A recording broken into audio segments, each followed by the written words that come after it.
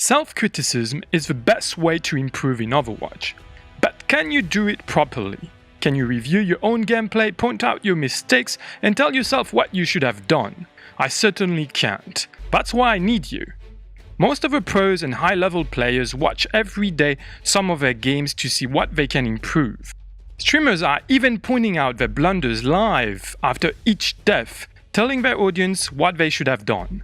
They have enough experience and knowledge to do that self-analysis in an instant. But more importantly, they have the humility to put their ego aside and recognize publicly their mistakes, what a lot of players in Overwatch fail to do, always blaming their teammates for whatever goes wrong. And I'm the same, don't get me wrong. I can't stop myself from ranting about my team's stupidity and so on. But I also know that I am doing a ton of mistakes myself, and that if I was doing a tiny bit better, maybe the team will have done better too. Maybe the result of the game would have been different. So I want to get better. I want to be able to carry my teams, get more victories, and eventually climb up. But in order to do that, I need guidance. I need your help. I need to be able to watch my games and be the less biased and the most accurate self-critic possible. So in today's video, I will review one of my game in depth, commenting and analyzing what's going on, what the team should have done in my opinion, and what I should have done better. My analysis will definitely not be perfect, far from it. And that's where you come in. I would like you, if you wish to help me in my journey of course, to analyze my analysis. Show me what I missed and correct what I review wrong. Teach me how to be a better self-critic, and by doing so, help me improve myself. So without further ado, let's jump into my first VOD review analysis.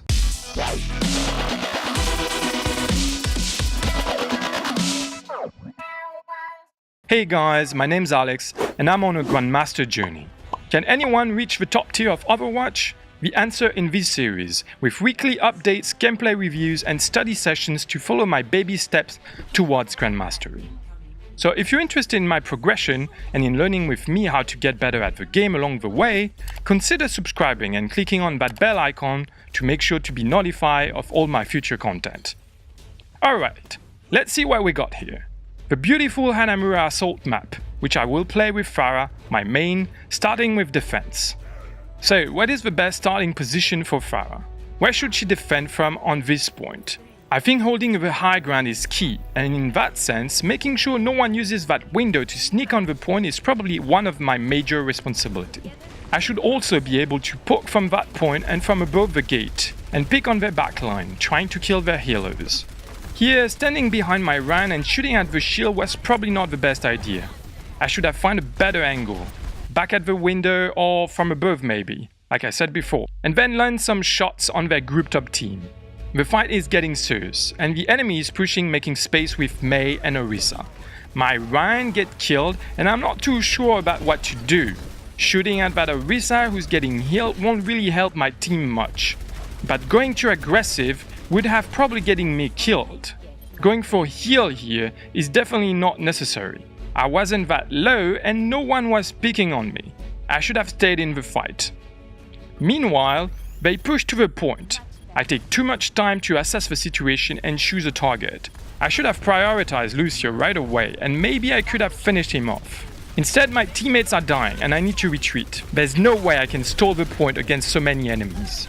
I use the edge as a cover, which is a good strategy, but then I should have run away further back instead of going for the small health pack and try to get back to the fight. My poor awareness of the threat the enemy was posing at this point cost me my life. The point was lost and I should either have killed myself or try to fly back after the point was taken.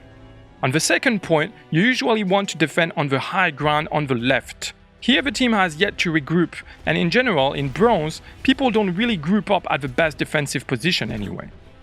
I'm going to have a peek and try to build up my ult. I should aim for the healers and the squishies, hoping for a kill, and not the tanks since they will get healed before the team fight. My Mora and Hanzo are outside, taking too many risks. They should come back to the point. The enemy may use her ult. I should try to support my teammates and have a look at the situation on the bridge. But instead, I go around and attack Mora, which is not a bad idea either, but I can kill her in two directs before she disappears in the building. Back inside, Orisa and Mora use their ult as well, which means my team is in danger because my Ryan is down and my Mora is not with the team. I'm trying to go for their Mora again, but during her ult she gets healed a lot, so it would be even harder for me to kill her, not to mention that she's hiding in the entrance and I don't have a good angle on her. So I should have destroyed Orisa's ult first and then try to get the healers. I finally used my ult to get rid of that supercharger and that Moira after successfully finishing off Lucio, and I even get Orisa. I think it was a good ult. I killed 2 enemies and didn't die, giving my team a big advantage in the team fight.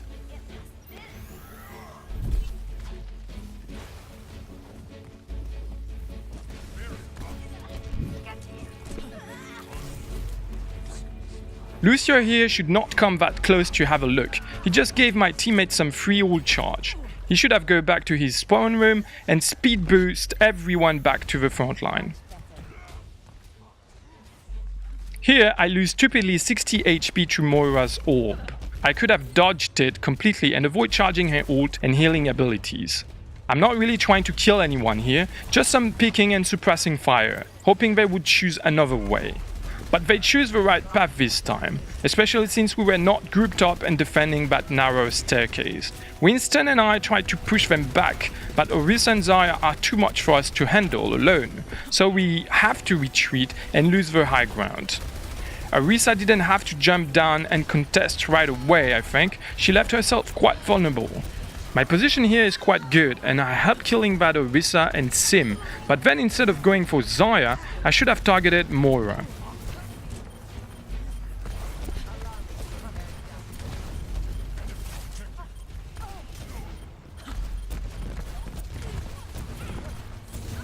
I got my ult ready by landing some direct shots on Zarya and use it right away to finish off Zarya, but I failed to kill Moira and Mei used her ult right away, which I managed to dodge with my jump jet.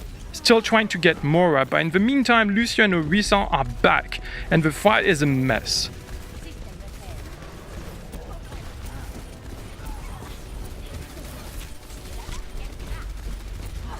Finally killed Moira, but here I don't really look at the situation and go straight for the next target in front of me.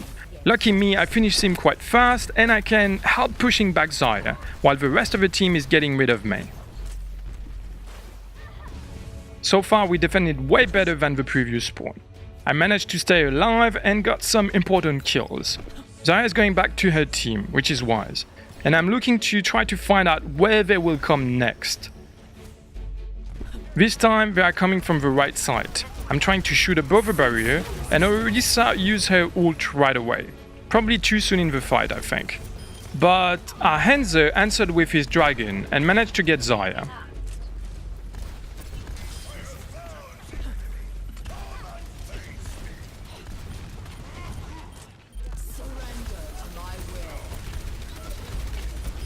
Got a lucky shot on Lucio here, and I finish off Orisa, again out of position, all alone on the point. Her only support would have been Reaper, who was harassing our backline, but Hanzo killed him and we're good again. However, I should have been more aware of Reaper's doing, and I should have helped my team on this one.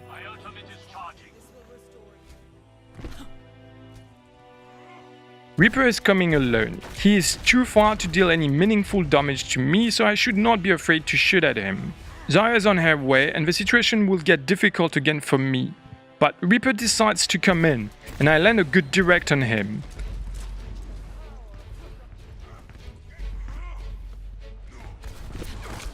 I got a good kill on Reaper here. He probably has ult, so making him come late for the next fight is a good thing. Again, I'm struggling with Moira's orb, almost died stupidly here.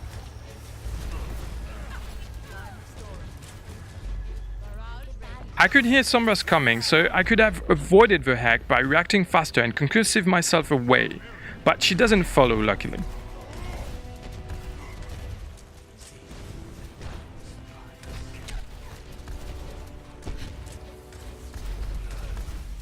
They decide to wait a bit and regroup. So Reaper had time to come back, and I can't take him down here. So I fall back behind my Ryan, but they pop up their ult, and I get caught in Zarya's grab and Moira's beam line of fire. Ryan and I die here.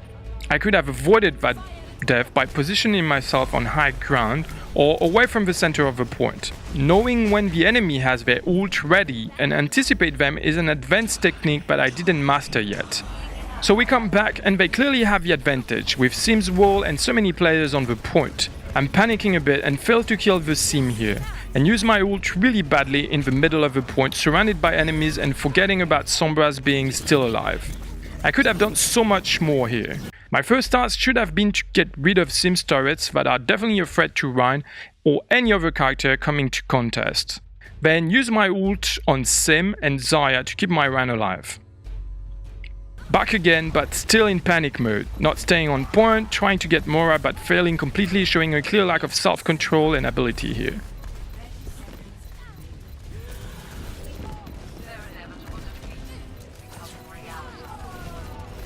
I die and we logically lose the point.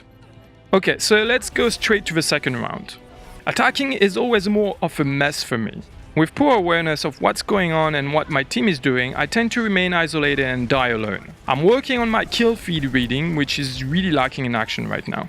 Here, right away, I dive the Mora. It's probably not the best thing to do since my team has yet to push through the choke point, so I'm basically alone behind enemy lines, with a Mora and a Reaper on my back. It takes too many shots to kill that Mora, and I even hurt myself with the last rocket.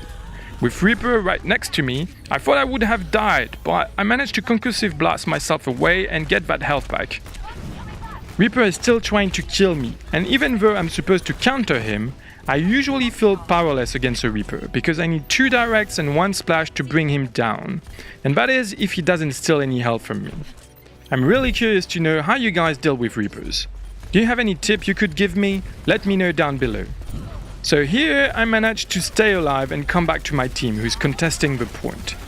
I'm too focused on what's happening ahead, trying to kill enemies, but I don't react to Reaper's and Zarya's shots behind me, and I die because of my lack of awareness. Coming back and spamming the point in search of a lucky frag. I should have go around, take an angle and get a pick on the healers. Instead, I jumped right in and fight hopelessly against a pocketed Reaper. So I ran away to get health, which is a good decision I think, especially since my team is down.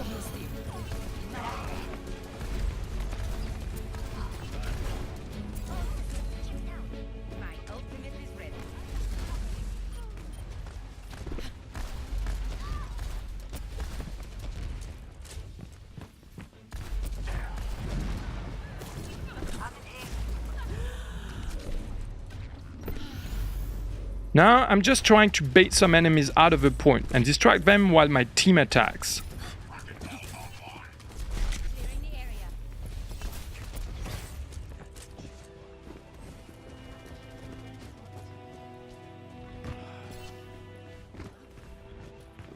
Mei is going for the flank and my backline is clearly in danger, so I want to take her down, but Reaper is still on my back. And this time I notice him right away and take the challenge, committing to the fight. He runs away to get health, but I don't do the mistake to follow him in the room here, where I would have most likely died. But in the meantime, I have no clue of what's going on. The point is contested, but I can see there are a lot of enemies still alive. Should I had used my ult already? Maybe, but when?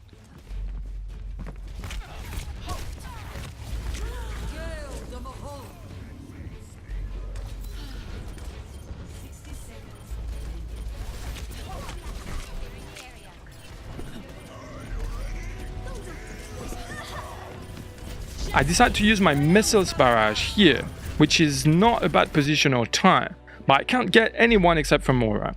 I should have known that Zarya was low on the right here and finish her off, but instead I go for Orisa and successfully boop her off the cliff, which is great. But then I should have harassed the last enemies instead of going for that health back that I didn't need.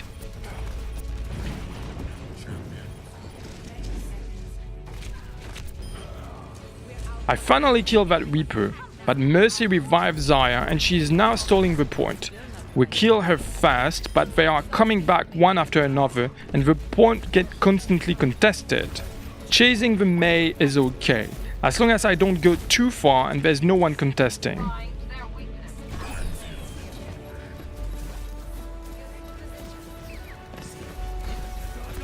If I killed her, Hanzo wouldn't have died here, and he could have used his ult to complete the capture. Instead, he dies. Mora is stalling the point further, and she's great at that job because of her healing hold and fade.